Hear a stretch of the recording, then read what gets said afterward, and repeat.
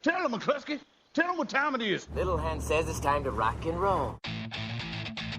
All you people are so scared of me. Come quietly or there will be trouble. Man, that's just me. I'm Batman.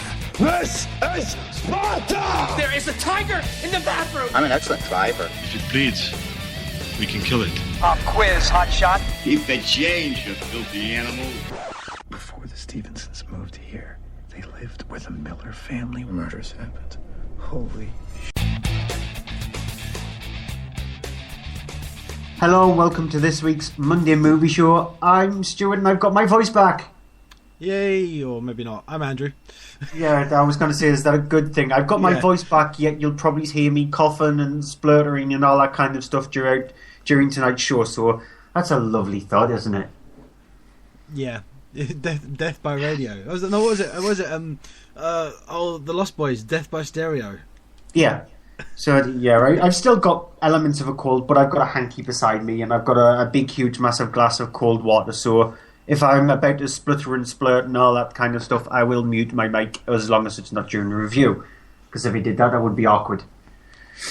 Yeah. But as I said, welcome along to this week's Monday Movie Show. We are live on a Monday on the 24th of August. My birthday in a month's time. Ugh. This year has gone. This year has gone by stupidly quick. It's gone by insanely quick. A birthday's not really an event to be in at. It should be yay. No, my birthdays are more not another year where I'm alone and old-ish. Sorry, that was my phone. That was brilliant timing. Professional? No, professional, yep, professional. But we're here to actually review films. Before we get onto the list of movies that are out this week, you can visit the website mondaymovieshow.co.uk. You can send us some feedback on Facebook at facebook.com/mondaymovieshow, Twitter at mondaymovieshow, email us mondaymovieshow@yahoo.com. In the bottom right hand corner of the screen you'll see a little speech bubble. Click on that and you can get involved with the show on the live chat. On this week's show we're looking at 4 films in the cinema section. They are... Yeah, we have The Return of Bughuul. Did I say that right? You've got to stretch it out and be a bit more with it. No, not like a Bughuul. Sinister 2, yeah. We also have the return of a different kind of character. This time one of the ones returning from the 80s in Vacation. The sort of, not a reboot, but continuation of National Lampoon's Best franchise. We have I have no idea actually what this one is because you're reviewing it, but Pressure, whatever that is. It's a thriller. It's a bit like Below. And then we have rounding out the cinema releases with a George Lucas Lucasfilm animation, Strange Magic. Actually trotting out Touchstone Pictures, and so you get a slight worry when that happens, when Touchstone Pictures get a trot out. So yeah, they're the ones who are involved. But on Blu-ray and DVD we're looking at these films. We have the live-action version of Cinderella. We have a true story inspiring film, drama around Child 44. We have, I suppose you'd say, in another way, not true story, but based on the book, we have the story of 2x2. You can get to that when we can explain that when we get to it. We have a small British drama in A Little Chaos. And then we have a couple of all sort of smaller films rounding out the cinema release, the DVD releases with The Falling and Ride. Yeah, and on top of that we have OTV Movie of the Week, the Blu-ray and DVD Top 10, the UK Box Office Top 10. But let's kick things off as we normally do with some movie news. Yep, shall I do mine first? Yeah, why not? Yep. Okay, Vin Diesel's confirmed that he is going to be starring in a XXX sequel. It's going to be filming from December, and it will be directed by the director of the first film, the original film, Rob Cohen, who he also worked with in the first original 2001 Fast and Furious movie. In the original movie of XXX, he played Xander Cage, who was a bit of an adrenaline junkie who ends up being arrested and being convinced to basically play spy for the US government. The movie was really successful, and he, though didn't return for the second movie, which was directed by Lee Tamahori and had Ice Cube in it, and was an absolute flop. So hopefully this will not be a flop because of the fact that it'll be returning to the original people involved. Do you want to tell the nice people out there what the full title of XXX 3 is going to be called? Well, this isn't official because we were talking about this before though. We were saying, Triple X is going to be the perfect title for the third movie, obviously being XXX, 3 X's. But then there's the issue of, well, it'd probably be done in 3D, so it's going to be Triple XD probably. Yeah, but the proper title of it is actually called Triple X3: The Return of Xander Cage. Well, I mean, this is outrageous, but I don't think that's actually. I think that's going to change. I don't think that's going to be original. That's going to be official. It has to change because that is a stupidly lame title. That Xander Cage is back. Let's just call it The Return of Xander Cage. It's like Star Wars. They did actually kill off the character in a like a little one of these shorts that they put on the DVD for the second Triple X film. They actually killed him off by having his stunt double play him in a little short bit, basically where he walks into a building and explodes. So I'd like to see if they're gonna accept that, or if they're gonna go, you know what, we'll write out that he goes in the building and then we'll play that out. I mean that might be the opening of the film. It'll be that, and then I have no idea. That's cheeky. I liked the first one though.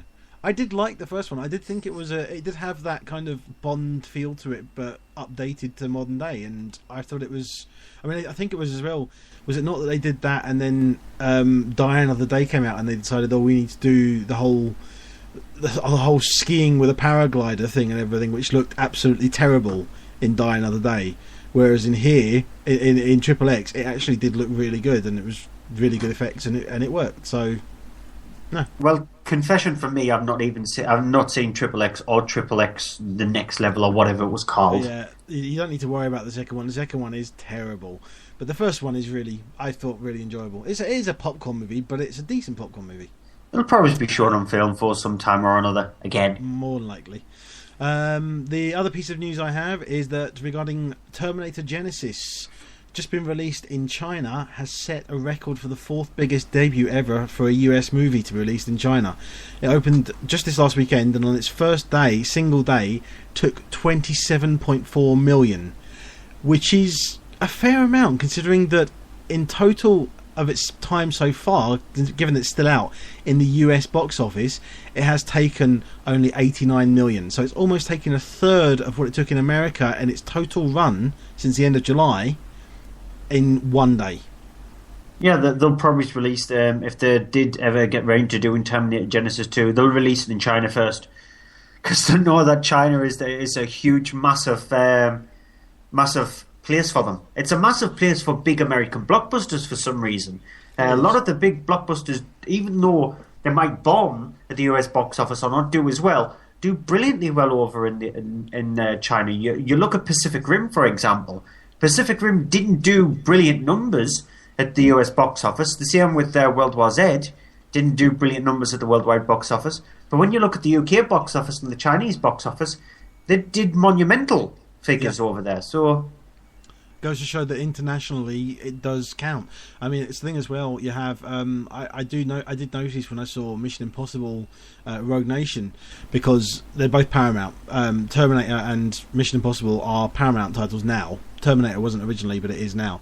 And I don't know if Terminator, but Mission Impossible Rogue Nation was actually made in cooperation with the China Film Studio or something like that. It comes up at the beginning saying made in association with them. So it's made and aimed as well partly at the Chinese market because of the fact they know it's a big market, and if it does well there, it will make a mint.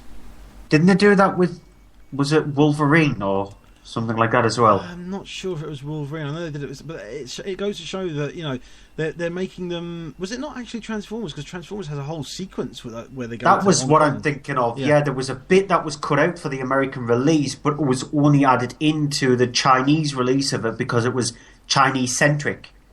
Oh no, that was Iron Man 3.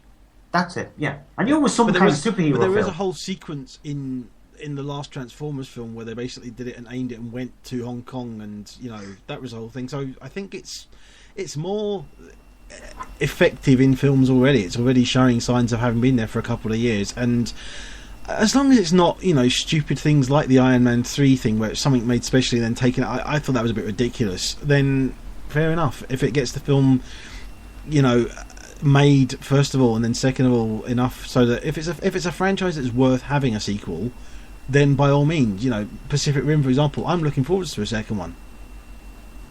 Yes, so am I. I love Pacific Rim. It's a very it's a kaiju kind of movie, which I love those kind of things anyway. But I loved it. I've got only a few pieces of news. It's actually been quite a quiet week for news this week. Yeah. But rumours are circulating that George Miller is being approached to direct the second Man of Steel film, taking over from Zack Snyder, who's off directing the first two Justice League films. Miller was spotted on the set of DC's Suicide Squad, which led rumours to believe that he is getting approached to direct Man of Steel 2. Now, I did hear this rumour, and I have to say, it actually worries me a little bit. Because as much as Mad Max Fury Road was a great film, I think it will be in my top 5 films of the year. I don't think it will work. I don't think that kind of thing would work for a Superman film. It's too much of a brooding, dark character, which is what Superman isn't. That's the problem we have with Superman Returns. When Bryan Singer did Superman Returns, he made Superman into a brooding, unhappy, dark character. Basically made him into Batman's character, and it doesn't work for the character Superman.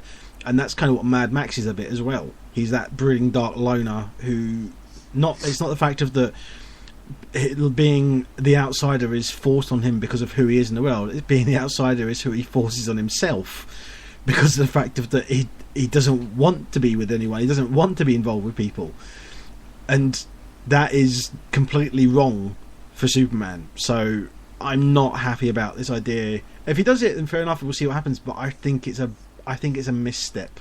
I think it is Warner Brothers and DC jumping on the bandwagon of, he did a fantastic action film, we want to do an action film like that, which is not what they want to do. They should not be doing action. That's not what Marvel does. Marvel does films about characters and they put action in it, but they don't just go all action first,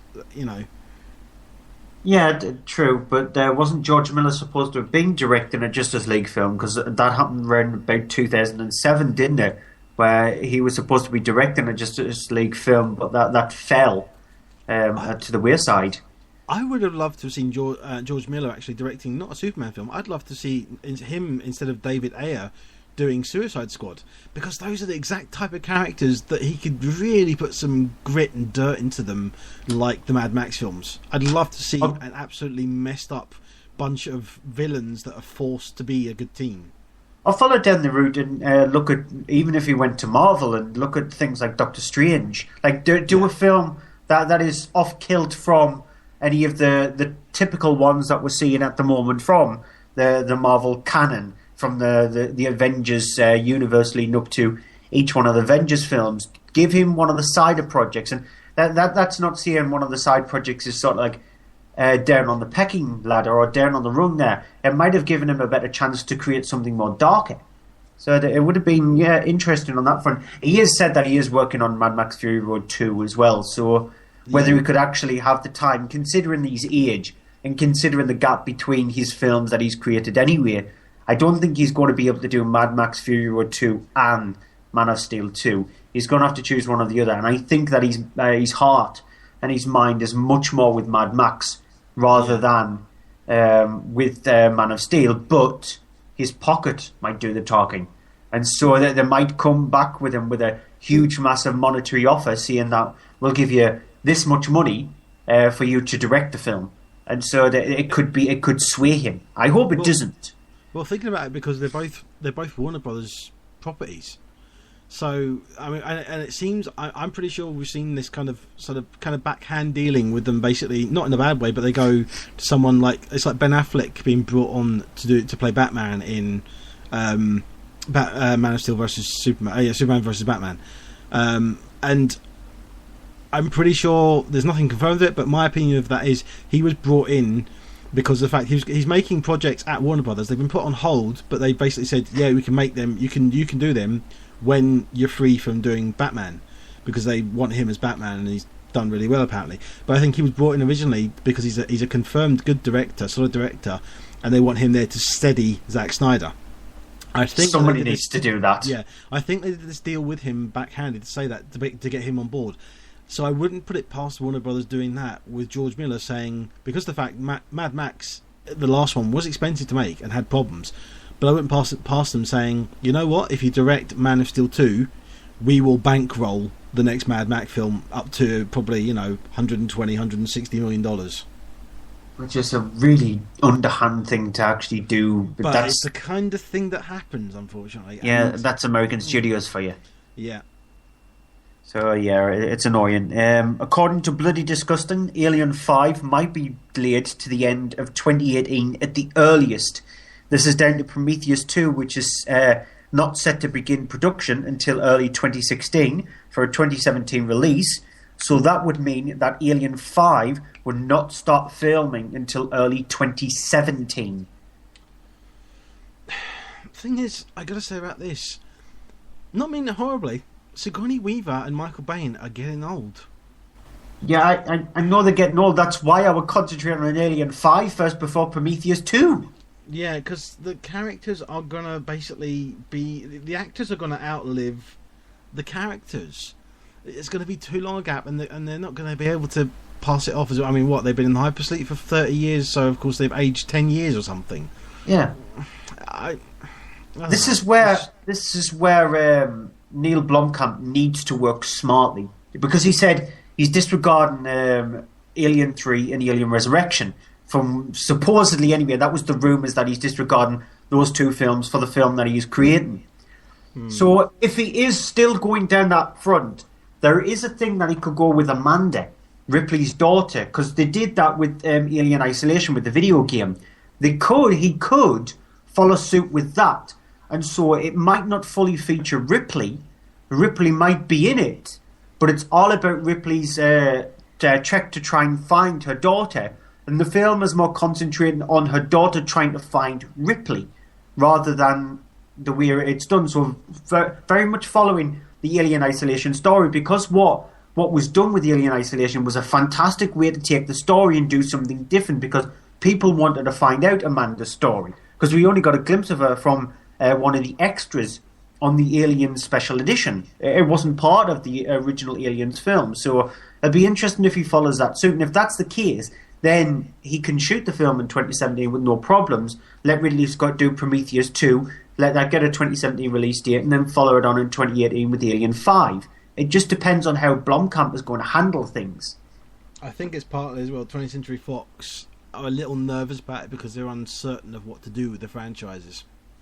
The problem, though, is if they're going to put Alien 5 after Prometheus 2, if Prometheus 2 is again a mess like Prometheus was compared to the Alien series, it's going to sort of like eliminate more fans of the series, even more so than what Prometheus did, because a lot of Alien fans were angry at what Ridley Scott did with Prometheus. It just didn't have that feel there. They felt like he tricked them.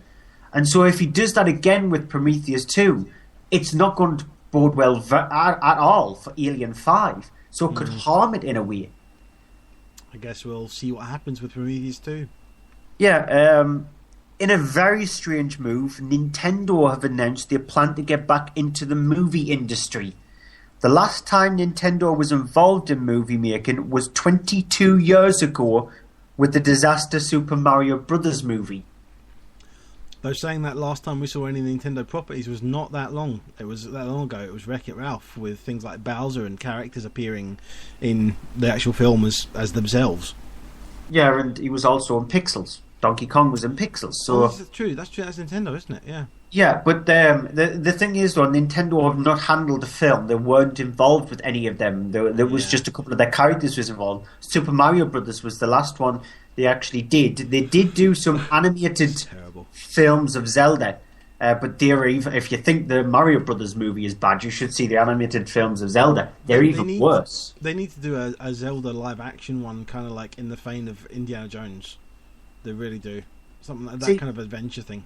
See, the problem I see with Zelda is they'll probably go down some kind of Uwe Boll route and do a Dungeon Siege film or In the Name of the King kind of movie, and that's not the way to go. They need to make it kids friendly, and I don't know who could handle the Zelda property in a live action form. So Nintendo, just do what you do best. That's kill your consoles badly and brilliantly work on your handheld stuff, because that side of the thing you should concentrate on, because the Wii U has not done very well at all. And so instead of throwing your hat back into the movie industry stuff, don't do that. Just don't. Focus on your gaming stuff. Yeah.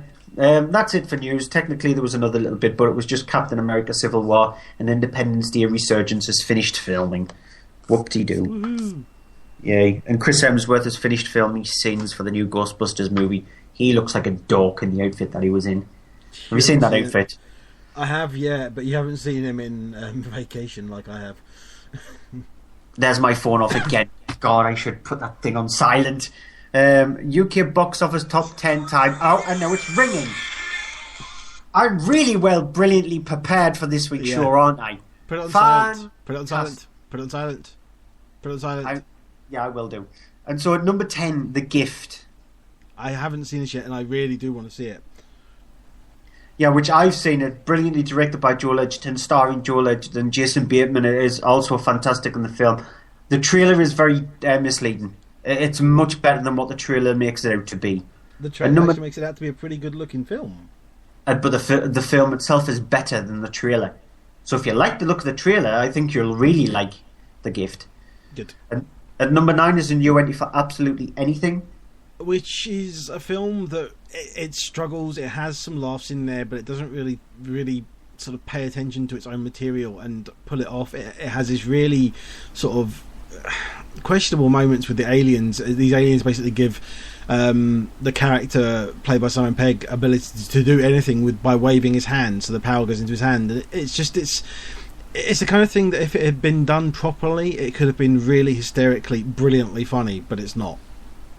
I haven't seen it. I have no intention to see it because, like I said to you, asked you last week, it looks to me like an extended Monty Python sketch. We're very well split on this week's top 10 actually, because I haven't seen number 8's movie. Yeah, so number 8 is Minions, which I can't believe that you've still not seen it yet. Pretty much everybody else in the UK has, considering the £43 million. Yeah, I really liked it. That news story last week about the 3-year-old kid who got stopped at an Irish airport for carrying a fart gun from the Despicable Me series because they believed it looked too much like an ordinary weapon. Logic for you, eh? And number 7 is Southpaw, which is a good boxing film. It is cliche ridden. It is basically built around this great performance by Jake Gyllenhaal, which is the thing that makes it worth seeing. If it didn't have that, it wouldn't be a film that is doing fairly well out of the box office, and I can definitely agree that with people. Other people have said that, but I think that it's solidly directed. It's not brilliantly written and paced and edited. I think is where it suffers, because I think that there was more here, but it was possibly stripped down for time, and that's a shame. Because if it had maybe been given, and I'm not saying it needed it, but if it had actually maybe been given another 15-20 minutes of other stuff in between the boxing stuff, then it could have possibly been a good big epic film that really focused on the important things both in and out of the ring. As it is, it tries to focus too much on in the ring than it does, and so it kind of gets a bit, the real life stuff kind of gets left behind a bit. And number 6 is Fantastic Four, which is not fantastic at all. It's terrible, it's horrible, the pacing's terrible. It's got some nice ideas in there. There are a couple of scenes that I would literally take out and go, that's a fantastic scene, not meaning a pun.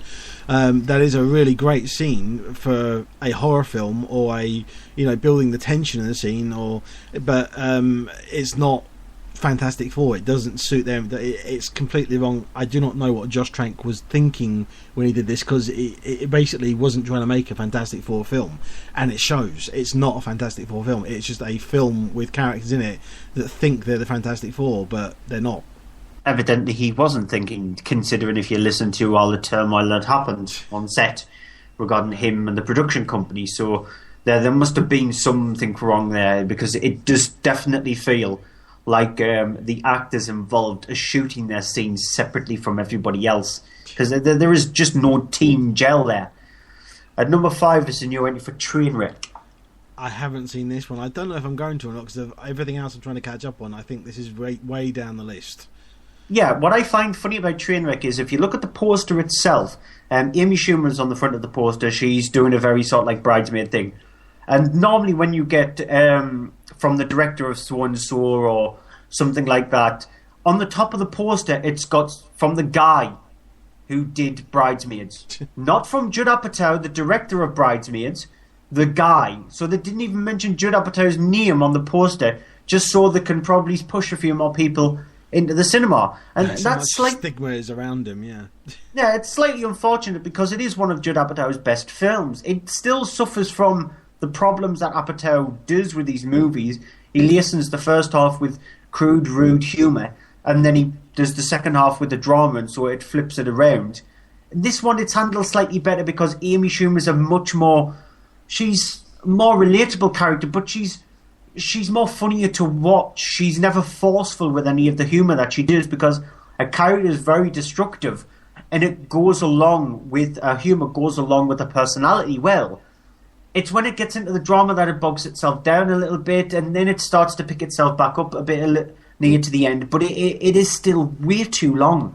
You could easily handle both elements of that in a 90-minute film. A movie that's on for just over 2 hours. Yeah, just stop that, Apatow. Just stop it. And number 4 is The Man from U.N.C.L.E. Which I kind of did like it, but I have problems with it. First of all, the first one mainly being that Henry Cavill in it is not bad, but he's not as charismatic as he needs to be, and the character is written expecting there to be a lot more charisma in the role. And because he doesn't have it, he just falls a bit flat, and it's down to basically not being written well enough for him, and being written very basically, hoping that the actor's going to round it out, and he doesn't, just because of the fact that I don't think it works for him. I don't think that Armie Hammer's particularly great in it, but again, I don't think it's badly down to him. I think it's a mix of bad direction, bad acting, and bad writing. And I don't mean that it's bad. I mean it just doesn't gel together. The one who comes off the worst is Alicia Vikander, whose character I think is not written well at all, and just comes across as being there just literally as a kind of a ragdoll thing that needs to be saved. And it's not as if it's a bad film, because it's not a bad film. It's just it just doesn't come together, especially for the first hour of it or so. After that, it maybe starts to try and build itself together, but by that point, unfortunately, it's too late. And number 3 is Mission Impossible: Rogue Nation, which I liked. Is a worthy sequel, as I said, to the franchise. It's not any drop down from the other ones, but it's not the best one. Rogue Nation is not the best one. It was Ghost Protocol, the last one, because this does have the feeling again of trying to make it a bit like James Bond, more of like Tom Cruise and the rest of the team, whereas Ghost Protocol is how Mission Impossible was originally, which is a team thing.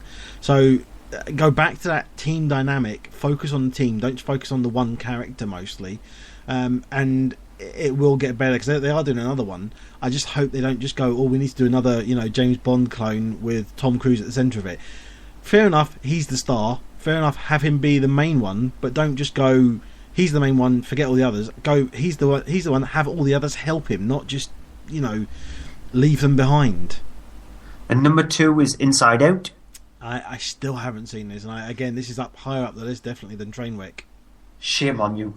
So it's funny to see that 2 animated films are high on the top of your list. So yeah, and considering that animated films are getting a bit of a stream at the moment, we're getting them released pretty much one every single week, apart from Friday this week. There isn't one out, so I've gone and tripped over my own words there.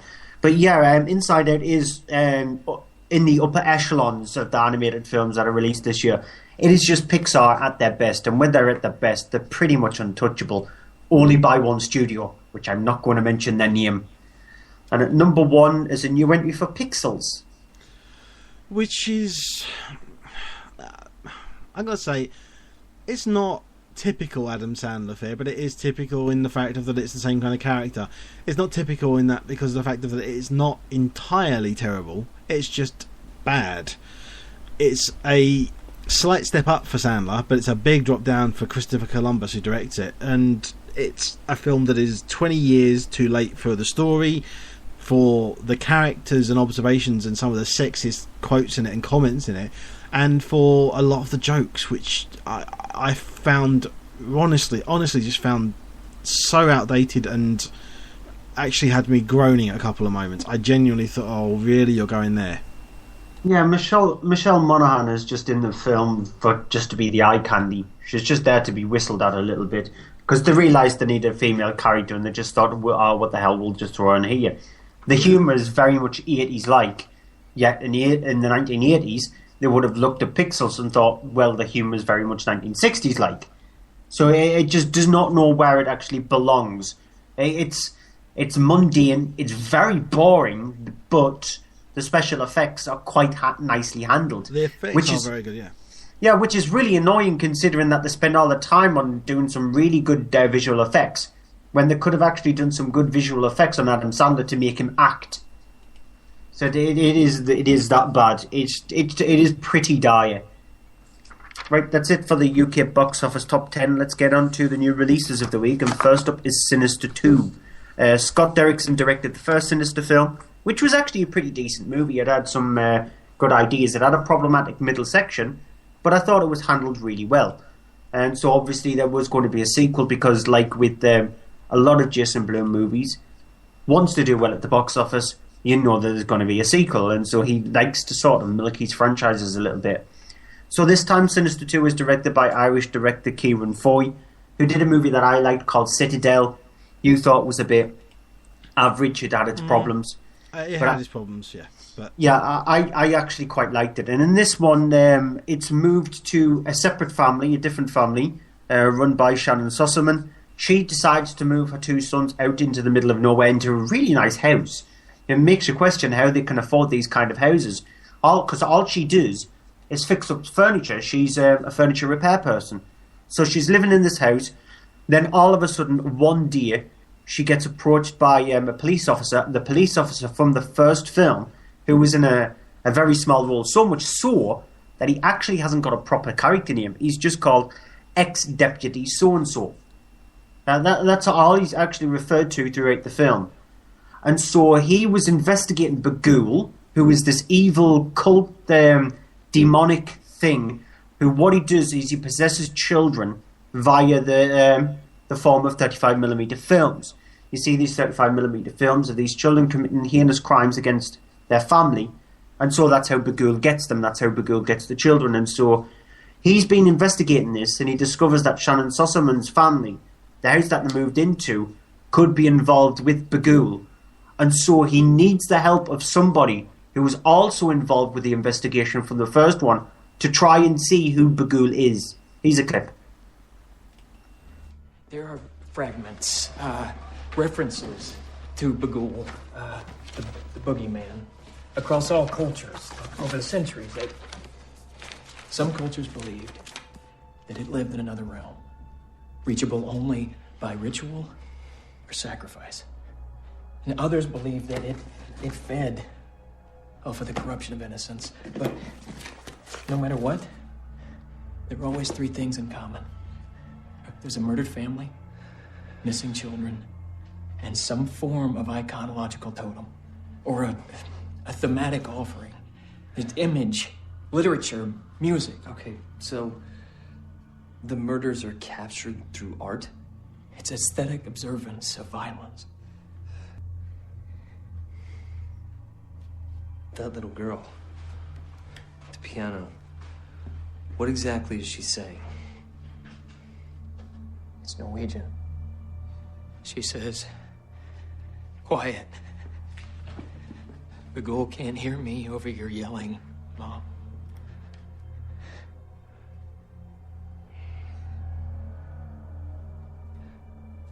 It's the kids. He gets the kids. It's the kids. He gets the kids. It's the kids. Okay, you should probably destroy that thing. Now, the annoying thing about that clip is it explains who Bagul is when that happens about an hour into the film, so you know who Bagul is because you've watched the first film, and exactly what was explained in that clip is pretty much what's explained in the first film. So what Kieran Foy does is he retreads old ground over and over again, so much so that it loses all malevolence in Bagul. Because in the first film, Bagul was sort of like a background character. You only briefly saw him. You had quick glimpses of him until you got quite close to the end of the film where you saw a little bit more of him, but it still wasn't present throughout the movie. If you tallied up his runtime, it probably only would have been about 2-3 minutes.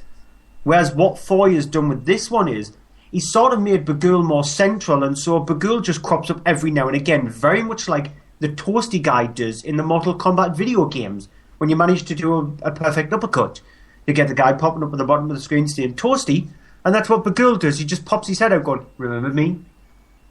And so he does that, therefore. He also has a heavy reliance on the kids, who sort of like the ones that Bagul have managed to take under his arm, to try and persuade one of the children to watch all the films. So throughout the movie, you've got 5 instances where this child, who was supposedly scared of what's going on in the house, is took down to the basement by these kids whose makeup looks like it's done by a woman who works at a fairground once every year, because the fairs are around there, and so she does a lion's makeup on somebody's face, and that's what it looks like. It looks like that, and so any of the scares is diluted badly.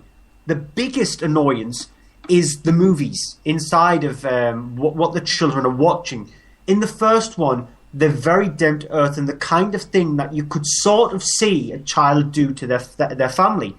In this one, it's just Kieran Foy, he's come up with an idea of let's make them more elaborate, let's expand on them. So he makes them pretty impossible for you to believe that a child could do that. For example, if you watch the trailer, you've seen a scene inside of a cornfield where you see 3 members of this family strung up on the crosses. How can a kid at the age of 10 be able to do that? It's pretty hard to actually imagine, and so the film is a major letdown. I liked Kieran Foy for what he did with Citadel. I definitely don't like for what he did with Sinister 2, because Sinister had some decent ideas, it had its tension, it had some pretty good acting from Ethan Hawke in the film itself. But this is a misstep. It's a misstep badly, and I was bored.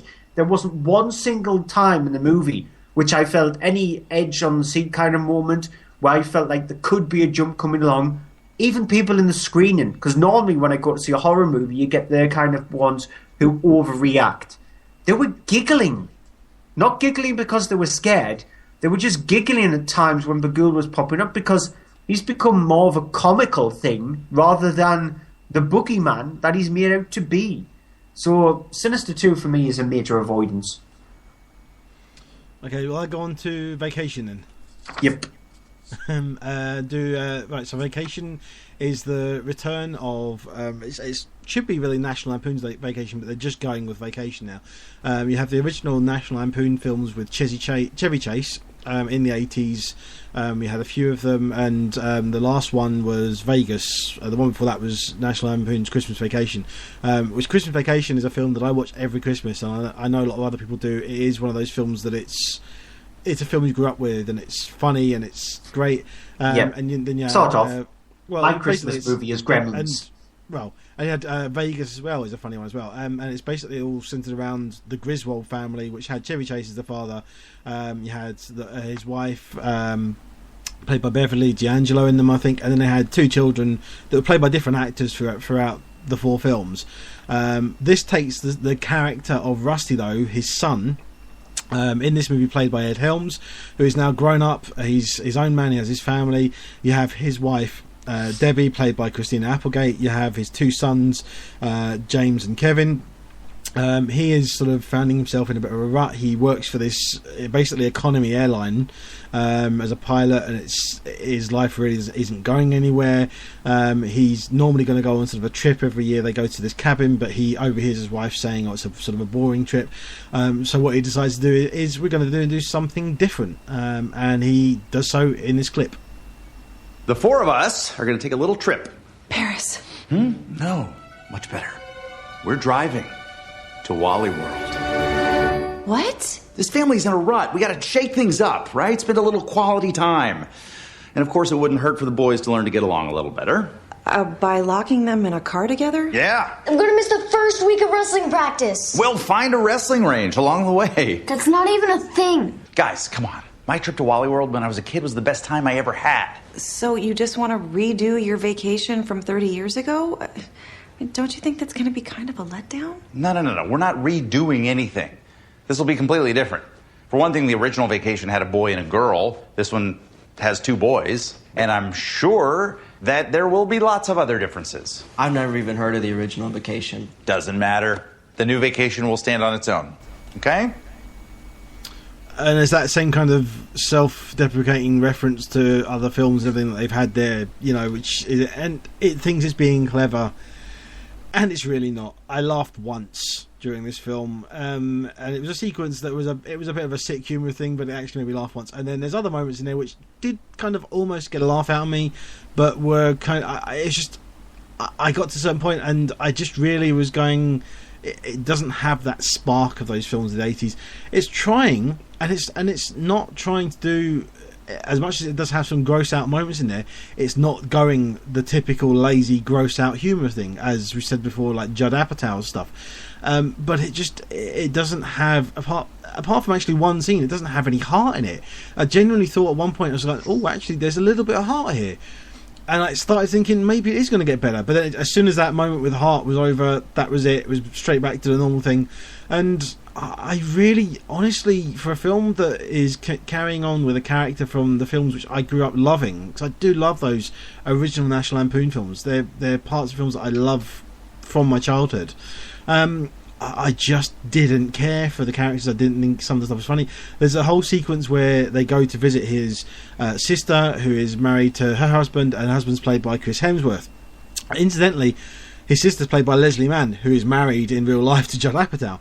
And her husband there, played by Chris Hemsworth, is absolutely just... it's a horrible performance from Chris Hemsworth. And it has this scene with him basically walking around in very tight pants that reveal that he has a big appendage down there. And that's the joke. And it's things like that are just... You've seen the trailer, the jokes are in there. The trailer is actually better because of the fact it condenses everything down to 2 minutes. The film takes these sequences and each of the jokes in there are then just stretched out. And it just feels like there's no spark to it. There's no magic to the humour. There's things in there that they could have really, really played them up and got a great laugh from them. And it happens in one instance that it happened. I got a laugh. But there's a few others in there where I was just kind of like... I honestly was sighing because I wanted it to be funny and it just wasn't. Yeah, I have no intention at all to see the film because I watched the trailer and just sighed at that trailer. Because I have seen the previous Vacation, the National Lampoon's films, and they have got charm to them, at least, because it doesn't heavily rely on the gross-out humour on it, but there is a family attachment there to it. And from what you've just described there isn't any of that at all in here. There is no family attachment in here. No, I mean, it has those things like... It has the thing with the 2 sons. I mean, the one son is really obnoxious and horrible in the start. That's helpful, isn't it? And the other one is... he's a bit of a wuss and everything. And this whole thing of the... I mean, there's scenes where you have that typical scene of the father trying to explain sex to his son, and they have that the sex talk or sex conversation, things like that, and it's awkward, and you're just sitting there kind of going, it could be funny if it was done right, but it's just not done right. It's done so it is genuinely just awkward, and you're sitting there kind of squirming in your seat, just thinking, do it this way, be funny with it, genuinely be funny. Don't just go the typical route. Just do something more than what you're doing with it, and it just never lived up to that expectation. To that, and I didn't even have high expectations for it, having seen the trailer. I was thoroughly, I'm going to say, just disappointed. Oh well, then on to Pressure. Now, Pressure is directed by Ron Scalpello. Now, what I've written down for my notes regarding Pressure fully explains the film in 2 and a bit sentences. It stars Danny Houston, who plays Engel, Matthew Good, who plays Mitchell, Joe Cole, who plays Jones, and Alan McKenna, who plays Hurst. And this is what I wrote down for the plot, just to help me out. A group of men are trapped in a small pod on the seabed after diving down to fix an oil pipeline and become separated from their ship. That perfectly explains it. Now, this would be the perfect time to also play a clip. We don't have a clip for Pressure because it's such a small film, but... it instantly just boils down to that sentence there. It is about a group of men who were sent out to try and fix a pipeline, an oil pipeline, down at the bottom of the seabed when the vessel that they're in, trouble happens to them, and so they have to try and survive by trying to come up with how they're going to rescue themselves. That's pretty much it. As you can probably guess, things might not go to plan through the film because obviously it needs an anchor there somewhere to try and make the film flow better. These aren't puns, by the way, the anchor and the flow stuff. But yeah, it's very predictable in its storyline. It's a very simple storyline, but it's very predictable. However, the film sort of works because when you've got a movie that's set in such a small area, you need a lot of pretty much the title, pressure. You need a lot of tension. And there is a lot of tension. You learn about the characters and learn about their life outside of their job. For example, one of the characters, Jones, who's played by Joe Cole in the movie, he's the youngest member of the group. And he's left behind a wife who's expecting a daughter. And the whole reason why he's doing this is because of the monetary things. We also learn that Matthew Good's character, Mitchell, he has a problem with his life, with his family life. And so we learn about the characters, and you need to be able to do that because if you've got a simple storyline, you need something to make the film move along with pace and move along with flow. And so by adding the turmoil scenes into it, very much like the movie Frozen, the movie sort of works in that instance. It's not a brilliantly tense movie. It's a good film because the fact that it doesn't do anything else than what you expect it to do. So don't expect anything better than what it is. But it's watchable. Unfortunately, it is exclusive to Empire Cinemas. So Empire Cinemas in the UK only have around about 20 screens.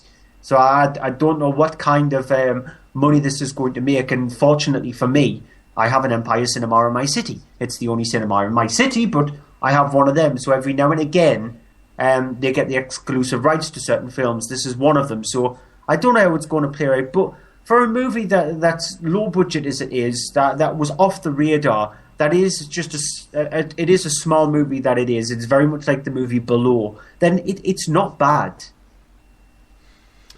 Okay, last cinema release this week is... there are a lot of films out this week, and we unfortunately weren't able to see all of them, but the last one we've seen this week is Strange Magic, which is a Lucasfilm animation. It is directed by Gary Rydstrom. It is a... Well, basically, it's a musical animation film.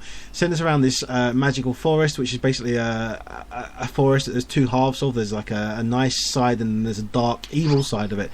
And you have this whole thing of the forest in the middle, sort of the barrier between these two are these magical flowers that are used to make a potion by fairies for love. Now, this is a kids' film, obviously. I mean, for that, it's a kids' animation film. There are these fairies. The main one is Marianne, voiced by Evan Rachel Wood, who at the start of the film is sort of in love with someone who it then turns out is sort of lying to her, as such, and she then decides, oh, you know, I'm never going to fall in love again. Thing. Sometime later, her sister Dawn is all about, you know, happy about being in love and everything, and they're all getting ready for this ball. She accidentally is sort of spotted by these creatures that live in the darkness, the dark side of the forest, seeing her collecting these parts of these flowers, and they do not want these sort of these magic potions being created because love is the thing that destroys everything. So of course she's there sort of with her sister, and just play a clip just now of the two of them sort of flying around and talking about this whole exciting ball that's coming up.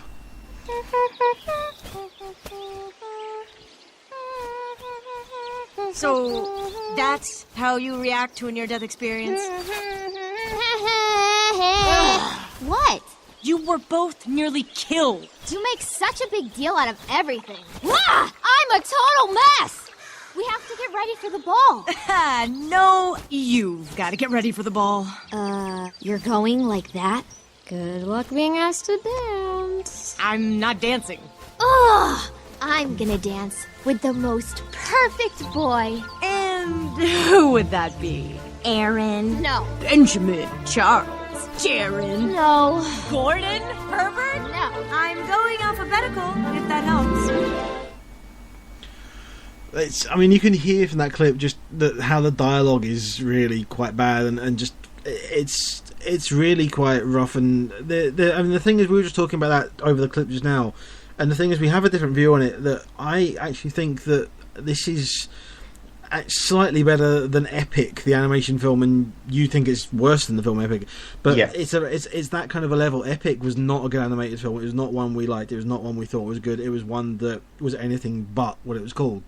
And the thing is, with this, the animation in this isn't fantastic. The one thing I'm going to give it props on is the fact of that, and I don't like musicals, but it is a very musical heavy film, and there's lots of musical numbers in it. And the thing is, though, that it does have that spark of a musical and dance numbers and the choreography done through animation. And I have to say, I was actually impressed by some of that. I'm not saying it's good, but I've got to say it kind of made me sit up on my seat instead of just sitting there slumped and going, yeah, I'm bored with this. I got to a point and I was like, you know what, I actually like that bit. I like the idea of that. You know, I didn't like the film, but I like the things of that. Kids will probably see it, and to be honest, I think certain kids will be bored of it, certain kids will be engaged with it. I don't think the kids are going to come out of it and then a week later go, I absolutely loved it. The kids will come out and go, can we go see Minions again, because I want to see something that I really love, and Minions will be what they'll be thinking of, because it's still on at the cinema. They'll see it in the list of films as they're going in, and they'll come out and they'll go, yeah, I still want to see Minions. Yeah, for me, Strange Magic is, I would see it at the bottom of the pile when it comes to the animated films that I've seen this year. It has to be the worst one. There is another animated film that I'm reviewing the Blu-ray and DVD section, which got a bit of a slating at the box by critics when it came out in cinema, but I thought it had a few tiny redeeming features to it. Whereas with Strange Magic, it felt like Glee animated. Because what it's gone and done is it's took musical numbers from the past 30 years and interwoven them into story strands, sort of like quite well implemented into it, because they do have a proper flow with how the story is. Yet the story is so boring and mundane that the best thing they could do was try to pop these songs up a little bit to make any kind of flow or any kind of movement with the movie, and they just feel badly, because even though the singing's fine, you've got Christine Chenoweth in the movie who plays the Sugar Plum Fairy. She's got a fantastic voice. She was involved with Wicked, You've got Maya Rudolph in there as well, who, as much as I don't think she's a great actress, I think she's got a great singing voice. She's a really good singer. Yeah, so it's got a few good singers in there. Christine Chenoweth, speaking of Glee, she was involved with Glee a few times, and she proves that she's got a very powerful voice. It's just everything about the film is badly implemented. The animation is creepy.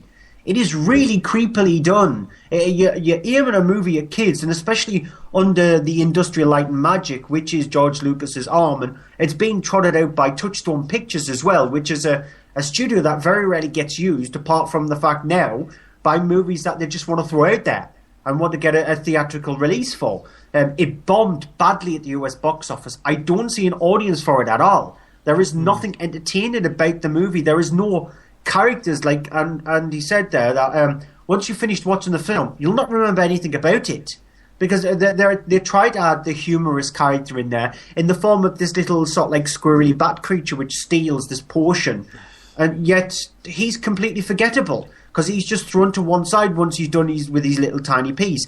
Then you've got a romantic love story in there which is just woefully stitched together just because they want evil and good to sort of like come together in a way. And so everything about the film is just ploddingly done. It's just boring. It's really boring. It's a fact as well. It's a film that, and Disney and Pixar have proven this. You have to, when you do an animated film now, you have to take in consideration that in the cinema, adults will be taking their kids to see this. And they haven't done that because of the fact of that there is nothing here for adults. There's nothing here to keep an adult engaged and entertained. It's literally going to be a case of that the adults will be more bored than the kids, and they'll be desperately coming out of it thinking, why did I do that? I need to go and see something else now because it's just a complete waste. And chances are they'll come out and the kids will be wondering why they went to see it as well. And just another proof that the fact that the movie is lazy, it's because it uses songs that have already been created by people. It hasn't got an inventive bone in its body to try and create its own songs. Very much like things like Frozen and Les Miserables. All of its songs is based on the stage play, but it is all original Les Miserables songs. Whereas Strange Magic just borrows. It's like now that's what I call Strange Magic. It is a no compilation. That is a great title, actually. We should use that. Now that's what I call Strange Magic.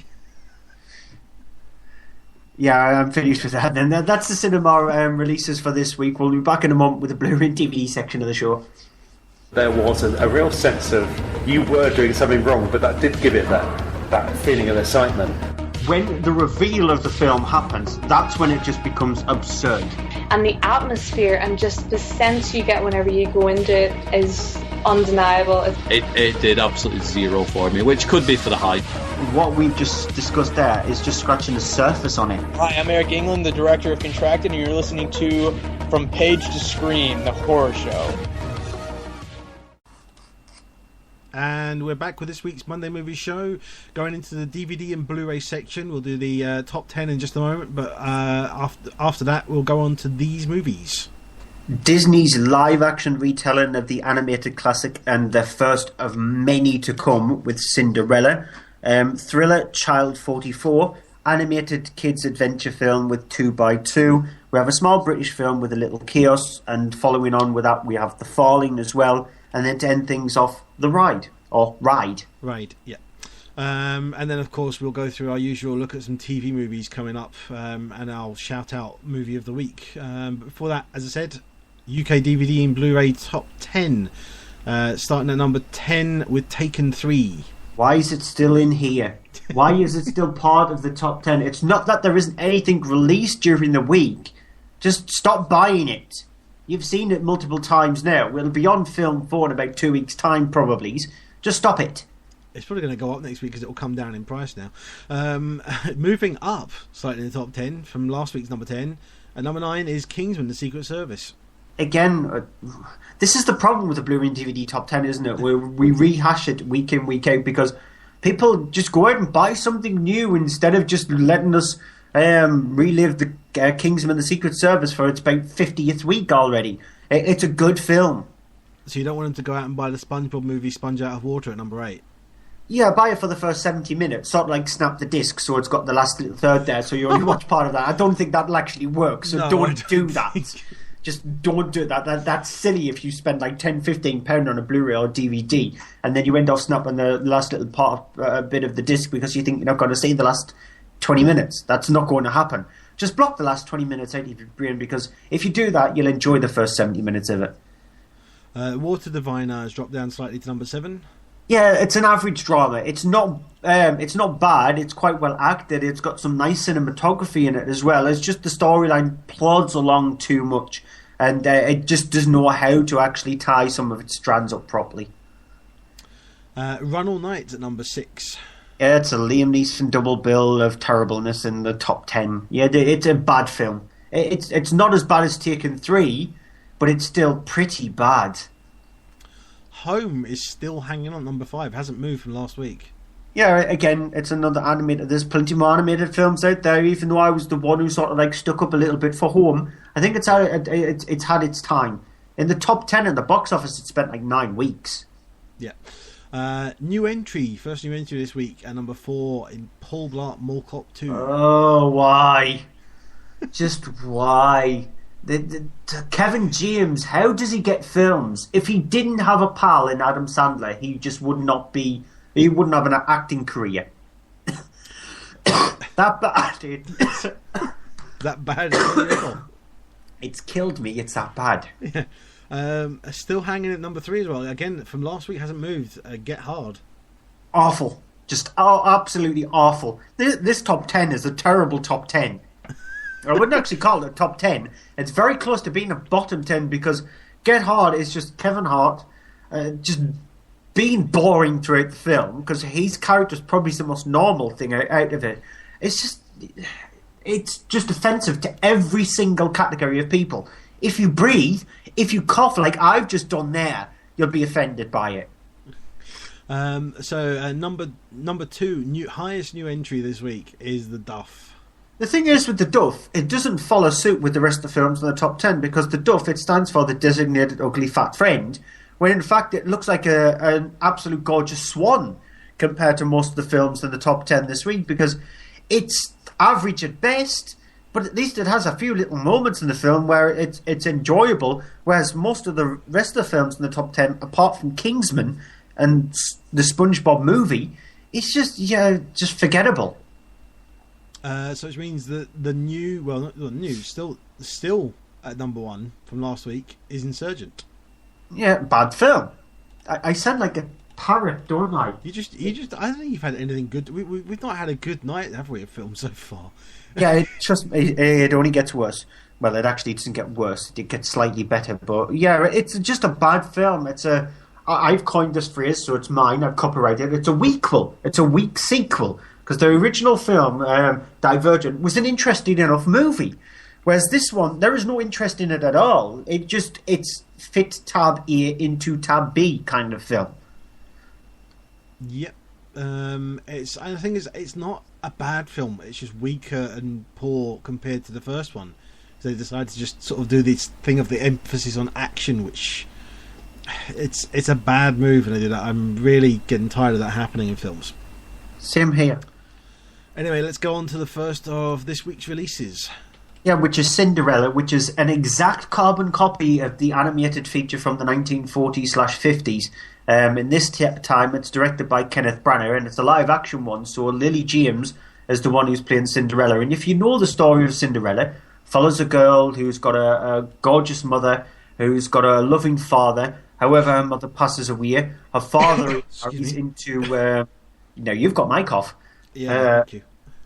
You're welcome. A father remarries into somebody who sort of looks a nice person at first, but once the father has to go away on a trip somewhere, Cinderella discovers that her stepmother, who's played by Cate Blanchett, is nowhere near as nice as she is, especially because of her daughters. They are very stuck up. And so Cinderella is treated more like a maid rather than the princess who she's expected to be. And so it follows that storyline where she gets locked into the attic. She has to do all their bidding and things like that. She discovers a prince who's played by Richard Madden one day out doing a trek, and while he's out doing a bit of hunting with a few of his men from the castle. Here's a clip. Where do you live, Mr. Kit? At the palace. My father's teaching me his trade. You're an apprentice. Of a sort. That's very fine. Do they treat you well? Oh, better than I deserve, most likely. And you? They treat me as well as they're able. I'm sorry. It's not your doing. Nor yours either, I'll bet. It's not so very bad. Others have it worse, I'm sure. We must simply have courage and be kind, mustn't we? Yes. You're right. That's exactly how I feel.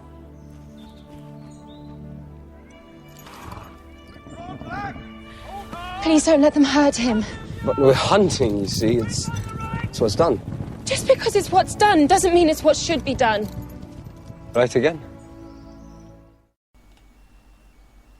And so, Cinderella discovers that the prince is holding a ball, and so she needs help, and throw in the fairy godmother in this movie is played by Helena Bonham Carter. Another character is the prince's father, is played by Stellan Skarsgård. You've got a character played by Ben Chaplin, Haley Atwell. Rob Brydon crops up in the film, supposedly having a comedy element, and one of the only times where Kenneth Branagh deviates from the original Cinderella. And you have a very much carbon copy of what we've seen before, and a lot of people really like the film because they love the opulence and the costumes. The costumes are really nicely handled, and how well Cate Blanchett portrays the stepmother, which true, it's really well done as well from Cate Blanchett, and Lily James is fine as Cinderella, but it's lazy. There is no, Kenneth Branagh doesn't take any leeway whatsoever. He doesn't try to do his own spin on the Cinderella story.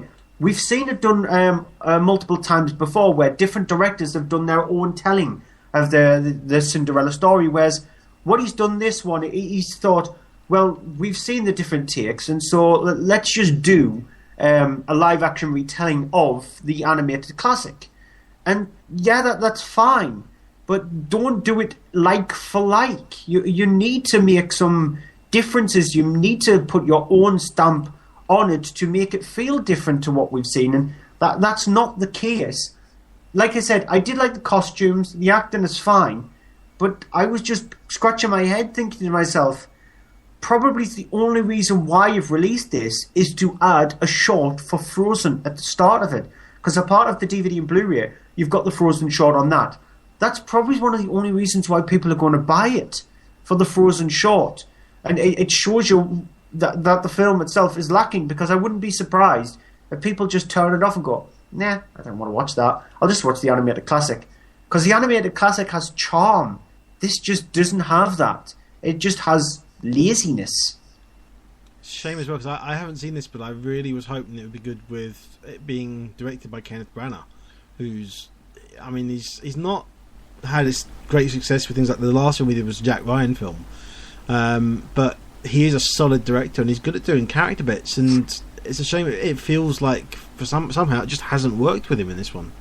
Yeah, well, this is my opinion. A lot of critics actually really liked the film, but I just saw through all of the opulence, and I just looked at something that I've seen before, exactly before. Because when we watch films week in, week out, when we watch a drama, when we watch a thriller, when we watch a comedy, we have seen it before. It's very rare that we get to see something very new and unique in the world of films. It's not going to happen. But you need to add your own twist to that. Because if that's the case, we'll be watching the exact same thing over and over and over and over again.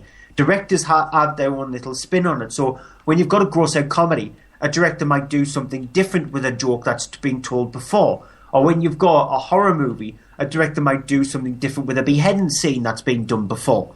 Whereas in this one, what Kenneth Branagh has just gone and done is he's just gone and pretty much put a live-action version on top of the animated classic. That's all he's done, and it's laziness when that happens.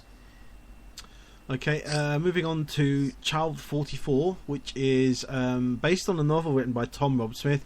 It's directed by Daniel Espinosa. It's based on true events that happened in Russia, where you had during Stalin's rule in the Soviet Union. Sorry, it was that you had an officer played in this case by Tom Hardy, plays Leo Demidov, who is an officer in the police. He is a man there who is sort of working his normal life. He's married to his wife, played by Noomi Rapace, plays Reza, who is not especially happy with him. Things are not going great.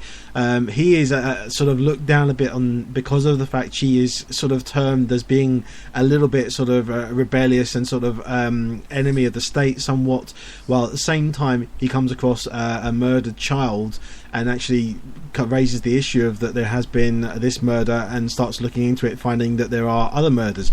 The problem being that Stalin has sort of made an announcement that the fact of that in Soviet Union because there is paradise, there can be no such thing as murder.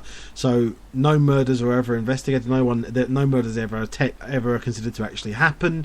Any deaths are always ruled as accidental or some other means. He sort of starts looking into this. Is then sort of sent on to find himself as basically working in a little office out of the middle of nowhere in sort of an old sort of abandoned town, where he then ends up sort of being under the rule of a character played by Gary Oldman.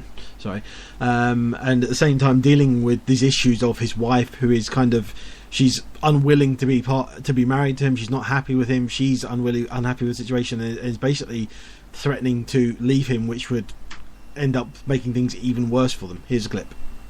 Where are you going? Where are you going? Away. Away? Yes. Wait, listen to me. Whatever you feel about me, whatever is going on, whatever you are thinking, we are here now. That is it. This is where we find ourselves. There is nothing that we can do about it. I would rather spend a lifetime in a hole like this with you than spend 1 minute in Moscow without you. Say that to someone who doesn't know you. you. What are you going to do without papers? Did you forget something? Huh? Yes, you forget this? Give me my papers. You know what happens to a woman like you without papers? Huh? She gets stopped, she gets arrested, she gets questioned, then guess what happens? Give me my papers.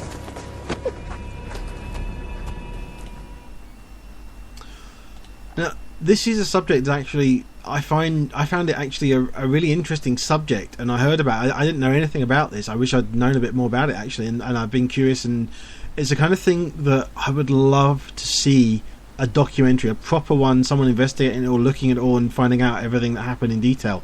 And obviously someone's done a bit of that with this being based on a novel.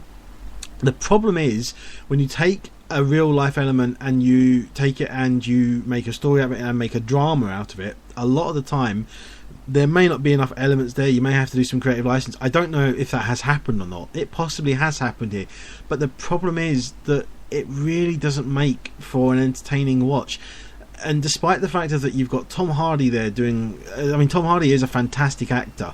You have Noomi Rapace, who's normally a good actor. She's not particularly great in this. I don't think it's down to her. I think it's down to the writing. I think it's down to the script and the film. And you have Gary Oldman, who's ultimately just unfortunately wasted. You have in there as well another character that's played by I can't think of his name, Joel Kinnaman, I think it is. Yep. Who is sort of another officer who has a distrust of Tom Hardy's character, and is kind of the one who wants to toe the line of, you know, what the government says, you know, there are no murders, so that's it, and he is very against it. And the thing is, it has all the elements there that it should work. That you have these combative elements, these two, you have this whole thing of that, you have the investigation of it, you have the whole thing as well of him and his wife and their struggle of that she's basically been sort of forced into this marriage with him, and then even the fact of that she then starts to try and help him with it. It just never comes together. It never knows what it wants to do, and it really just feels like a complete mismatch. The fact as well that its running time is 2 hours and 15 minutes long, which is, it's half an hour longer than it needs to be. It could have been a lot better with a lot less time and a lot less bump for just taking up the space, because for the first 45 minutes, hour of the film, honestly, really nothing happens, and it's trying to set up characters, but the thing is, it doesn't have enough of the characters there to actually set up. It's not been written well enough for the characters for you to actually give a damn. And it's a thing because it's about killing of children and so forth. That's why Child 44 is the title, and it should evoke more from you in that subject, and it just doesn't. I completely agree with you. When it does get to the Child 44 element of the film, which is a good hour and 15 minutes into the movie, that's when it sort of becomes interesting, and that's when you think to yourself, I wish they'd just concentrated on that part of the movie, because then it becomes a thriller. It becomes about somebody who wants to investigate an heinous crime that's occurred, which involves the death of 44 children, especially the way the children have actually been found. That's the interesting part of the film. What leads up to that is just padding. It's padding that you would normally see in a movie to try and move a storyline along a little bit. You maybe have a movie that's an hour and a half long, and you've got the film is about children being found, and you've got little parts of the movie where it needs to slow down a little bit because of character development. What Daniel Espinosa decides to do is do all the character development and character supposed build up anyway in the first hour and 15 minutes of the movie, and then change tact with the movie. As soon as we see Tom Hardy and Noomi Rapace's character move into this small little town, when he does decide to bring it onto himself to investigate these murders, when the first hour and 15 minutes just leads up to that, and that's all it's used for. It's used as a stepping block for something that has slight interest in it. And it's just a pity that it takes that long to get to it. Yeah, completely agree. It doesn't know where it needs to go, and then when it does finally start getting a clue of where to go, it's used up too much of its time, and it doesn't seem to have enough steam to carry it through. And the problem is, it uses up too much of its time. It's on for nearly 2 hours and 20 minutes, so it has a lot of time to use up, yet it takes so long to get to the point that it's like listening to a knock-knock joke when somebody starts it at the start of the day and then decides to tell you the punchline right at the end of the day. You're waiting in that gap there for something just to occur, and it just takes so long for it to happen. When it does, you're sort of like waking up from a slumber going, what? That's happened? Okay, let's move on to the next film. 2x2, Oops, Nora's Gone, or All Creatures Big and Small, or 2x2. So the film has multiple titles. In the UK, it's known as Oops, Nora's Gone. In the US, it's known as All Creatures Big and Small. On DVD, it's known as 2x2. And it pretty much tells the story of the Noah's Ark tale from the point of view of these strange, weird little creatures, these kind of creatures that we've never seen before. I can't remember the name, Nestrians they're called. They're sort of like really difficult to explain. If you look at the cover of the DVD or the poster for it, it's this small little orange creature with this blue nose and blue bits on the end of its ear, which lets off this purple gas when it gets scared. And so what has happened is the Nestrians, there's only two of them left, a father and son, and then you've got these other ones, which there's two of them left, Grumps, and so they're mother and daughter. And so what happens is the Ark is being built. The leader of the Ark, the Lion, is decided to invite them onto the Ark, but you've got to actually pass a specific test. The son gets left off the Ark. So does the daughter from the Grumps. They have to team up with each other to try and find a way back to the Ark. Here's a clip that just gives you a feel of what the film's like. You may have noticed that the weather has been a little erratic lately. You may certainly have asked yourself what might happen next. A flood! So great that it shall cover the earth, engulfing and destroying everything in its path. Oh, no! There shall be no survivors. Hey, mister, what's that boat-shaped thing behind you?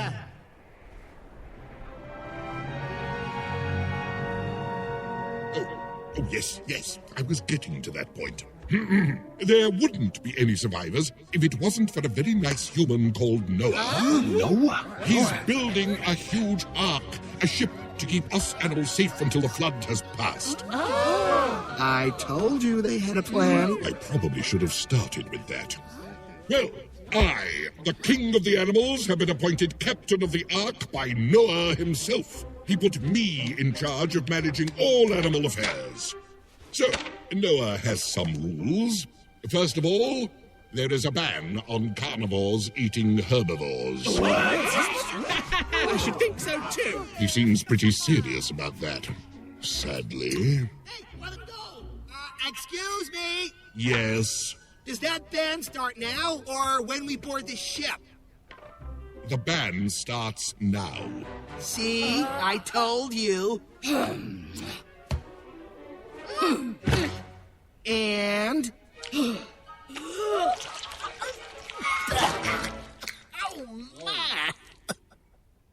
finally, all animals are welcome on the ark. Yes. As long as you're on Noah's list. Now, the thing with 2x2 is I was preparing myself for the worst with it, because if you watch the trailer, it looks like a flimsy throwaway animated film. And I don't know if I've become slightly soft when it comes to animated films, strange magic an exception, but it's not as bad as a lot of people make it out to be. It's not good. It's pretty serviceable. It's got some nice little animated elements here and there. It passes the time away perfectly fine, so it's nothing... anything special at all. It's not even gets up to the heights of good. It's watchable, but it's not as bad as like I said, Strange Magic. It's sort of like. Can I just ask actually, where is it on a scale of previous animation films? I mean, like if you say Home, is it better or worse or about the same? I was just about to say it. It's probably on par with Home. Okay. So you probably won't like it at all. And I'm sort of like giving it a tiny bit of leeway. The dialogue is aimed solely at younger kids. The film itself is aimed solely at children under the age of 9. They're the ones who are going to get the most out of Oops. There's nothing in this film for adults. It's not an adult film. It's a kind of film that you stick on for children just so it can pass the time away while you go about doing some chores or some housework or something like that. It's one of those kind of films. And so... the animation, like I said, is fine. The voiceovers, Chris Evans does a voice. Not Chris Evans as in Captain America Chris Evans. Chris Evans as in the ginger guy who hosts a radio show in the UK. So he has a voice in this because it is sort of like a European melting pot of countries that are involved, because you've got Germany, Belgium, Luxembourg, Ireland, the UK, a little bit of Spain there as well, and so it's multiple different companies that are involved with the film itself. So, like I said, it's not bad, but it's not good. It's okay. It just falls in that okay category. Okay, on to A Little Chaos, which is a period drama directed by Alan Rickman, who also has a small sort of appearance in the film as King Louis XIV. The film centres around, though, the characters played by, in particular, by Matthias Schoenaerts, who plays André Le Nôtre, and also Kate Winslet, who plays Sabine de Barra. She is a sort of a lower down woman who is brought in to potentially work under... to be basically hired by André Le Nôtre to do a sort of garden piece and take care of this garden design that's being done for King Louis XIV's sort of property in his house. It's all to do sort of around this, and the fact of that when she turns up for this interview, what happens is she's looking at things and she moves this single pot, and it turns out that Andre actually sees this and notices this, so actually makes a point of raising this up when he speaks to her. Here's a clip. I spied on you today before you attended the interview.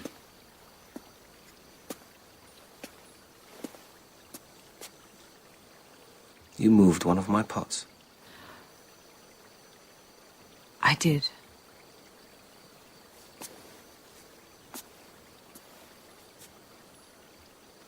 I was curious.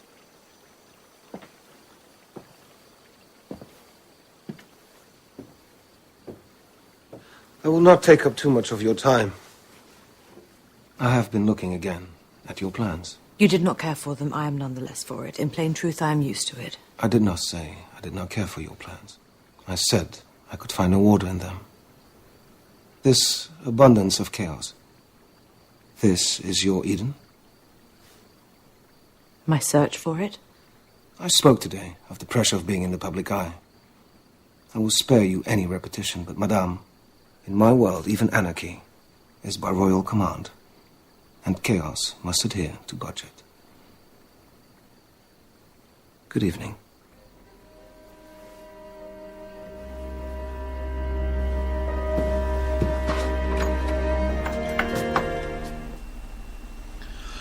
So you have this whole thing of that she's then brought in to work on this and do this. She struggles with the issues of being a woman at that time and people having to work under her who are unwilling to work under a woman.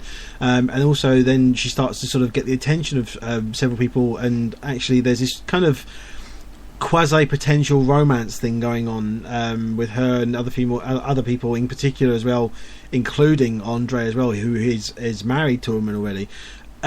It's a thing of that at that point with that happening, I found it got a little bit contrite, and that whole thing of the typical love triangle thing felt a little bit out of place for me.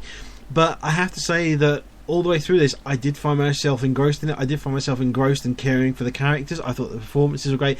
I do really like Kate Winslet, this kind of thing, but I have to say I really, really like Matthias Schoenaerts in this. He's really sort of stood out now from the crowd amongst it. I mean, going back to things like Rust and Bone, where it was the first time I really seen him, and then Far From the Madding Crowd earlier this year, which I really loved him in as well. And he's really sort of stands out. And it's a great performance period piece.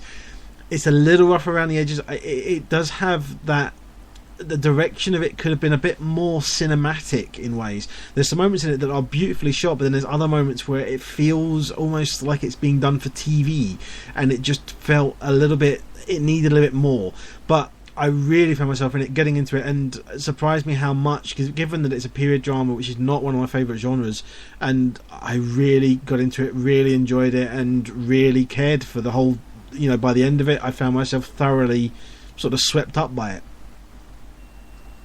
Okay. Nothing to say more than that. I don't think I've got any time at all to be able to see it. It's one of those movies that it just never made a blip on my radar. Yeah, so, I think it's a small British film, but I wish I'd actually seen it at the cinema, because I think it would have been a good film to see with an audience. But I just never got a chance then, and I don't know it got a big release. I don't know it was out in the cinemas for very long, but I hope sort of people will get this awareness. I hope to see it in the top 10 next week. From what I can gather from it, it's a sort of kind of film that would work alongside Downton Abbey or something like that. So if at Christmas, if ITV, because ITV probably will have a Christmas version of Downton Abbey, it'll work perfectly fine after that. That's the thing.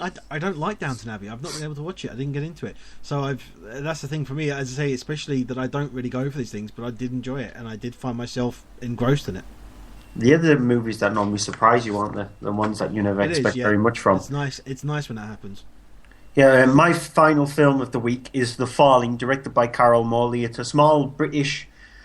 Well, I don't know what kind of category you want to put it in. It's a drama, but it has horror elements to it. It has science fiction elements to it. It has thriller elements to it. It has a mystery element to it. And so it's a bit of a melting pot of a film. It stars Maxine Peake and Maisie Williams. And it's set in 1969 in a very strict English girls' school. Obviously, back in the 60s, you weren't going to get girls running around being able to do whatever they wanted to do. And so boys were split off and then girls were split off as well. And so in this instance, we find out that Maisie Williams' character of Lydia, her mother, she lives with her mother, Maxine Peake's character, Aline, who sort of like lives on her own, and she's got her reasons to do that. She's very reluctant to getting out of the house. We discover through the film why that's the case. But it's more centered around Lydia and her friend Abby. And so near to the start of the film, Abby has an unfortunate event where she ends up having this very weird fit of some kind, and she passes away from it. Then all of a sudden, Lydia starts to show the exact same symptoms, as well as the girls inside the school start to show these exact same symptoms.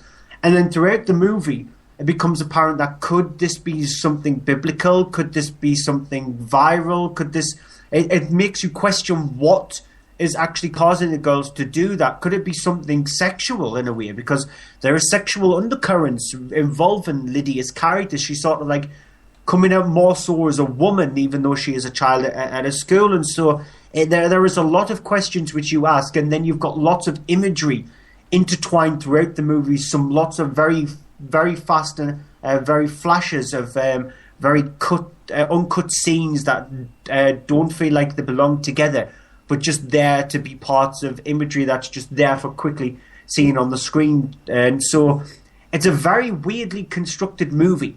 It gives you more questions that it's unable to answer. It can't answer every single question that you have, which I sort of like appreciate films that do that, because then it relies on you to piece together some of the film rather than just relying heavily on the director. And I know that's the director. That's the way a director should handle their movies.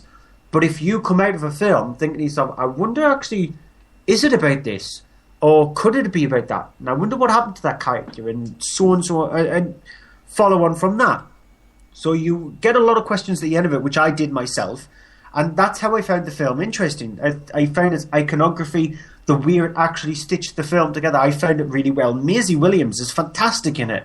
She's from Game of Thrones, and I've not watched Game of Thrones since after season 3, and so I don't know how she is as an actress in that. And Maxine Peake also, she's brilliant in it as well. Anything that she seems to star in, she brings out the most out of her character, and so the acting is really well told. The story is really well told, if slightly disjointed, and it will put off a lot of people because the way the film is actually constructed. It's not a brilliant film, but I admired the way the director actually made the film and brought the film together. It got my interest, especially the weirdness of it.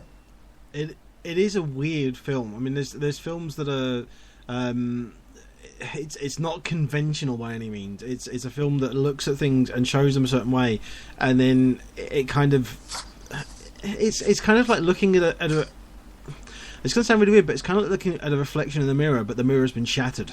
And everything comes back, and you see bits of it from different angles and such, and it doesn't quite add up. But then, as you start to see the whole big picture, you start to put it together more, and you get the cracks in it that starts appearing. And it's the cracks that make it interesting. It's weird to say that, but I think you'd agree in that possibly. It's the kind of film that has a scattergun feel, so much so that it's like being in the head of Albert Einstein. You can just imagine what it would have been like to be in his head, because it's flashing around so quickly, and there's a lot of things that's happening inside of his head. That's what happens with this movie, because it is trying to explain what this epidemic is, but not explain it. It sounds weird. It's that whole mass hysteria thing that's the question. I mean, there is as well some great scenes that are oddly but well choreographed. I mean, you have a scene in particular where the girls are all at this in a what's it called again? When they're at prayer, assembly kind of thing. Assembly thing, yeah. And Maisie Williams walks in the middle of it, and she starts having this sort of it, but all the girls then start having it as well. But it seems that they're all sort of. It's almost as if they are all connected in it, which is the thing that you go. Well, it can't just be that they're all playing. They're all doing it. And then there's this whole question. It starts to make you question it as you're watching it, going, could this be supernatural? Could it be just hysteria that they're all thinking it? And could it be something that's genuinely there? And all the way through it, even the characters don't know. That's the thing. It's very well intentionally sort of avoids telling you, which is the thing that's interesting and nice about it. At the end of it, you come out of it and you go, well, kind of on one hand you go, what just happened? And the other hand you go, well, that just happened, but I don't know why. And that's the whole thing of it. It's a very misdirectional film. It's like a magic trick when you do it with a coin, where the guy has it in one hand and misdirects it, and you think it's in that hand, but it's in the opposite hand. It does a lot. That scene that you were explaining there is very much sort of like biblical in a way. It's got a very spiritual element to it, which makes you question it even more, because the way the film plays out in the first 20 minutes, you think it might be viral. That's caused it to happen, because it's the kind of thing that could be the case. It could be viral. It could be some kind of disease that's going around. And then you've got that scene thrown into there, which makes you question, is it biblical? And then you've got the scenes which involve Maisie Williams' character and her sexual awakens with a male character in the film. And so could it be coming from that there? And so it makes you question a lot of things about where it's coming from. It's a movie that needs to be watched to explain it to yourself rather than somebody explain it to you. It is, and very weird, but not in a bad way. Very weird and unconventional. Okay, final film of the night is Ride, which is written and directed by Helen Hunt, who also stars in the film as Jackie. We see early on she sort of is raising her teenage son, who is now sort of going off to college, played by Brendan Thwaites, who's seen in The Giver recently, who plays Angelo. She is sort of a bit overbearing, and she is actually she is one of these sort of book publishers who goes through and monitors everything and reads it and suggests this is badly written, this is well written stuff. He is actually a writer as well, and so she's going through sort of doing all his notes as well. He ends up going over to see his father. He goes from New York over to California and over to Los Angeles. He's there on the coast. She doesn't really sort of hear much from him, so decides to go over there and sort of follow him and spy on him. End up finding out that he's into surfing, and he's actually dropped out of college and is just sort of become interested in surfing and just trying to write in his spare time. Obviously not happy with this, she decides to try and do something about this, but their relationship is not particularly good from events that you discover later on. So she ends up being there herself and ends up meeting amongst all these different people a character played by Luke Wilson, who is a surfer who agrees that he will then sort of help her and train her and teach her how to surf. We don't have a clip for this because there's not any clip released, but the thing is that I was surprised about this is that I watched it, I was not expecting much from it. I thought it was going to be one of these films where you've kind of seen it before, and in a way you have, but the thing is that there was moments in this that I found I actually found I really got into the whole thing of the character when you find out what happened previously, and I don't want to spoil it, but you find out what it's to do with and why she is the way she is with her son. Then it's really quite heart sort of felt. I really found myself getting into it, and I also really like the surfing sequences. The surfing sequences are filmed really well. It's a film that's gone straight to video here, but I wouldn't have minded seeing this on a big screen. It's got a cinematic quality to the surfing sequences are well filmed. It's not messy, it's not confusing, it's actually quite funny in parts of it. I found myself giggling at parts of it between the interactions between her and Luke Wilson's character, and also she's got a driver in it who she comes into it, she's very sort of stuck up and kind of a woman who will not go and walk on the sand and is struggling to find a toilet and has to go and pee in some rocks, and it's a weird thing like that, but it just endears you to the characters, and I found myself getting into it, and as well as there being this strife of a really disconnected and broken family because of this history that's happened between them. So I was genuinely surprised and enjoyed it and got into this a drama that really, again, it's a film that I thought was just going to be very average and pulled me in. Okay. So that's it for this week's releases. We'll go on to our movie of the weeks from those selections in a moment. But before that, TV movies of the week. Well, I definitely know you won't have any of the films that I've chosen. I might have one of them. I doubt it. Right. I'll do mine first. I've got Friday the 28th of August. Nope. 10:55 on Film 4. I've had it there before, but I'm going to do it again because I love it. Dread. Fantastic film. You're allowed Absolutely that. love it. Yeah. I mean, it's just brilliant, and I wish it had done better at the cinema. It hadn't been handled so badly. A lot of people do. Yeah. The other film then, my next one is on Saturday the 29th of August. It's on Channel 4. Sorry, Dread was on Film 4.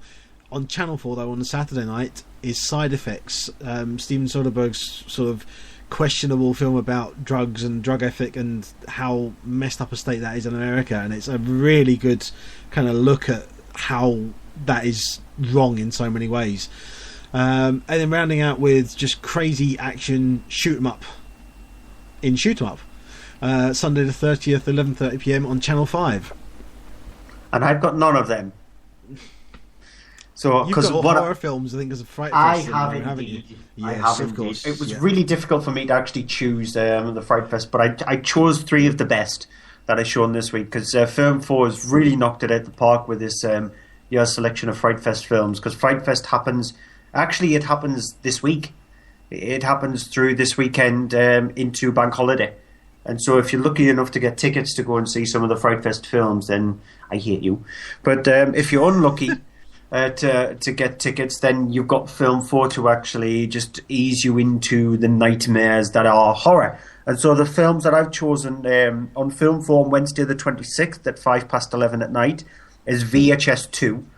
Portmanteau horror films are really difficult to do because you know that there's going to be a weak element to a portmanteau movie which brings it down. You look at the ABCs of death, and when you've got 26 little miniature movies, you know there's going to be a lot in that which is not going to work.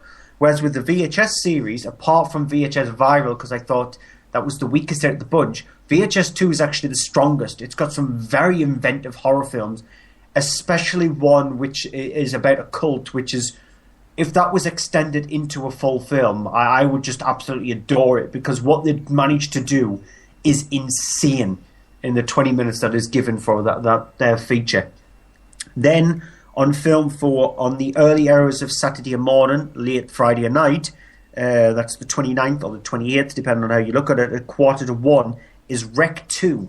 Now, straight after that is Rec 3, but switch it off because Rec 3 is not very good. Rec 2 follows exactly on from the first Rec film, and it's scary. It is really scary, and trust me, I don't get scared. Yet every single time when I watch Rec and Rec 2, I get the hairs on my arm standing up. I get goosebumps because it is such a tense film, because it's shot first person, but you feel everything that happens in the movie, and so I love that movie for that. And I've seen it a couple of times, and each time, like I said, I was on edge. And the final film, because I really like it, I thought it was very inventive. It's a remake as well. It's one of the better remakes that I've seen. It's on Saturday the 29th at 11:15 at night, Maniac. Now, I was going to say Maniac, because I really enjoyed it. Yeah, Alexander Aja remake, directed by Frank Calfoun, Elijah Wood in it. And again, it's shot pretty much from the first-person perspective. You very rarely get to see his character, but that's what adds the sort of like the nastiness of the film to it. I thought it was brilliantly acted by Elijah Wood. It's a very messed up film, though. Critics hated it. They really hated it.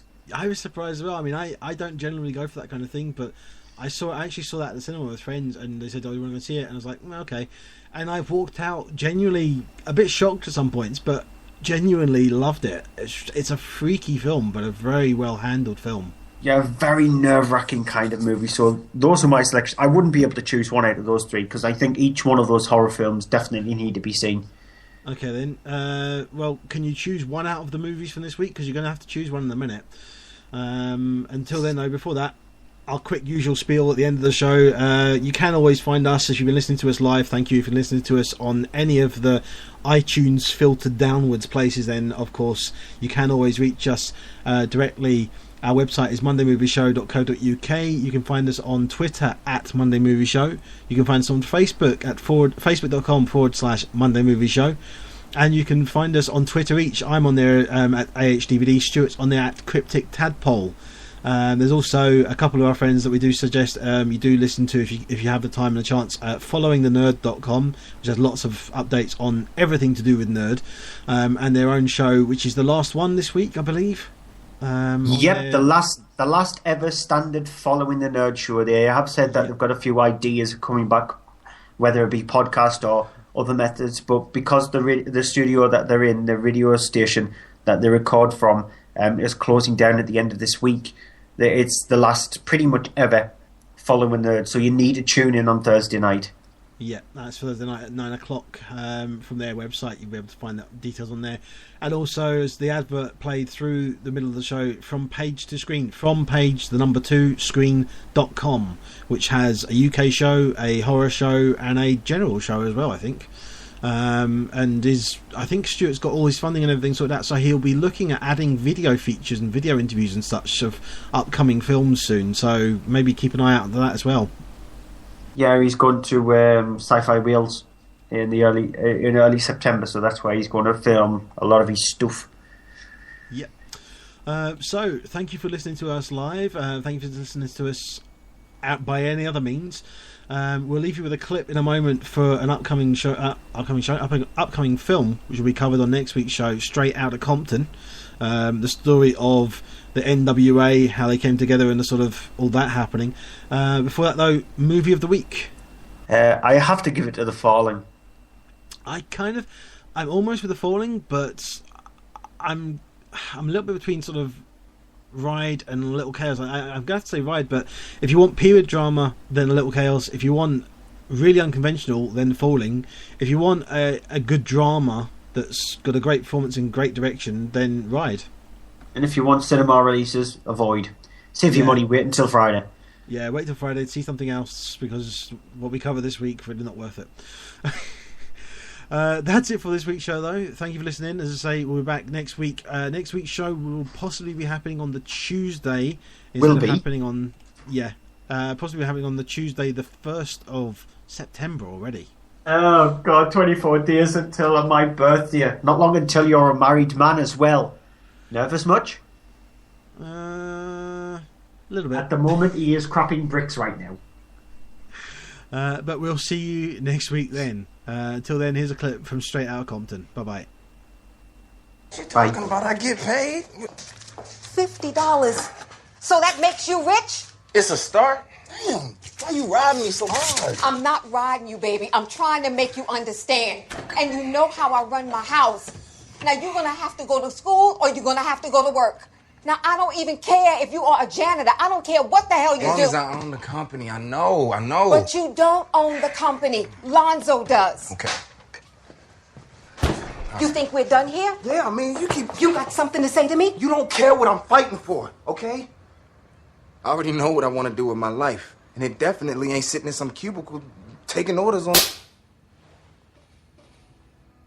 Now, I worked my ass off to get us here, and I refuse to let you throw it all away.